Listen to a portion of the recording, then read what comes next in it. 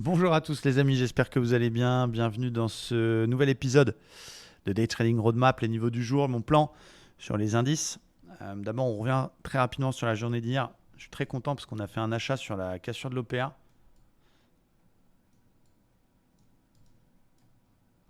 Ici, avec un stop sous la bougie.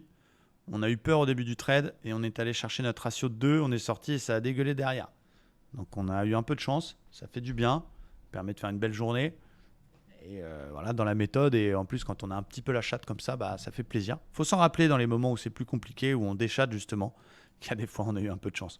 Du côté du DAX, on est toujours dans la même situation. Alors c'est beau, il a réussi à passer son 61,8 et la zone de résistance, donc c'est puissant.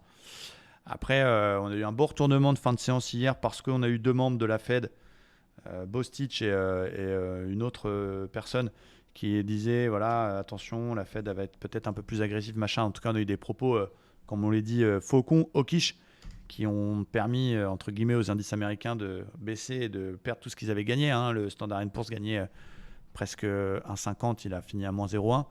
Donc voilà, ça, c'est retour à l'envoyeur. Alors après, on va regarder après sur les indices US, mais on est encore sur des niveaux acceptables.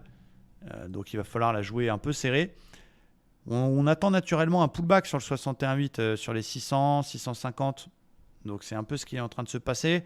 On a en plus l'inflation US jeudi. Donc voilà, peut-être que le marché est en mode un peu calme, pause.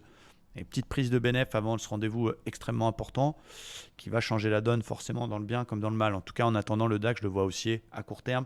4 heures très haussier. Joli support ici oblique. Donc je ne veux pas encore le shorter. Par contre, on a peut-être une ETE 1 heure en formation qui n'est pas supra jolie, mais qui sera à surveiller. Euh, Mon plan pour aujourd'hui, c'est 1, il tient cette zone, il tient le support, il continue de monter, il pète le 61 de la conso d'hier. On peut le payer direction 900 et pourquoi pas 15 000. C'est un plan. Scénario numéro 2, il valide cette ETE un peu dégueulasse. Il pète le support, il casse le plus bas les 760. On peut tenter une vente un petit peu risquée jusqu'au 600 justement, qui est l'ancien plus haut et qui a un pullback un peu exagéré sur le 61,8, qui devient à son tour une zone d'achat. Donc on va dire que les plus prudents, ils suivent la tendance, ils achèteront plus bas sur une conso sur 600 ou si on casse 61,8. Les plus joueurs, s'ils voient le TE se valider, ils travailleront un petit short pour aller chercher le pullback 61,8, voire un excès sur 600, et ils feront le reverse sur 600. J'espère que c'est clair pour vous. Du côté du Dow Jones, donc c'est intéressant, c'est la bougie d'hier qui montre clairement tentative des acheteurs de confirmer la belle bougie de vendredi et finalement coup de pression des vendeurs qui disent wow, vous allez où là? Et on est toujours bloqué par cette zone ici en rouge, les 33 700, toujours aussi important. Donc ça veut passer, mais c'est bloqué. En 4 heures, on revient finalement s'appuyer sur l'ancien top. Donc c'est pour ça que je dis que c'est le dernier niveau d'achat acceptable, parce que c'est l'ancien plus haut. Donc dans cette zone-là, mon plan c'est, on tient ce niveau cet après-midi, il nous inverse la théorie de dos en 15 minutes, il repart à la hausse, il casse les 700, je peux tenter un achat pour aller chercher un retracement jusqu'à 34 000. A l'inverse, il continue sa conso, il pète le plus bas, il repasse sous le 50% et il repasse sur l'ancien haut de range. Là, je peux tenter une vente, pareil, jusqu'au 61,8 premier palier, et puis casse sur 61,8, retracement global de 100% et 33 000. Donc, j'ai pas de biais. Je peux vendre si ça passe par en dessous, je peux acheter si ça rebondit.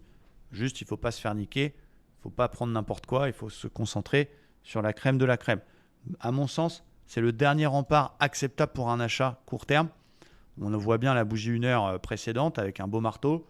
C'est le dernier rempart. Si ça tient ça, c'est un pullback. Si ça repasse en dessous, eh bien, on va pouvoir shorter jusqu'au 33. Mais j'ai hâte de voir cet après-midi. Donc, du coup, sur le Nasdaq, on a un petit peu le même délire. C'est-à-dire que lui, bon, bah, il est toujours un peu en PLS, mais on a le niveau 800 qui tient. MM20 qui a bien bloqué hier, qui a bien fait son job avec une grande mèche qui monte pareil, qu'on s'est bien calmé. Mais du coup, en 1 heure, bah, c'est le dernier rempart. Pareil, c'est la dernière zone, 11 170, qui tient pour le moment. Ça casse par le haut, on pète l'OPR par exemple cet après-midi, on peut essayer d'acheter de nouveau jusqu'au 400. Je vous avais dit hier 180 ou 400, c'est ce qui s'est passé. Inversement, on repasse en dessous, on valide l'espèce de TE un peu inversé, plus le plus bas 130 cassé, bah, je peux vendre jusqu'au 11 000. Donc on va trader ce qu'on voit en étant prudent sur du beau signal. Marché un petit peu plus délicat. On a l'inflation jeudi, donc prudence à tous. J'espère que ça vous aide beaucoup et je vous dis très bon après-midi de trading et à très vite. Ciao!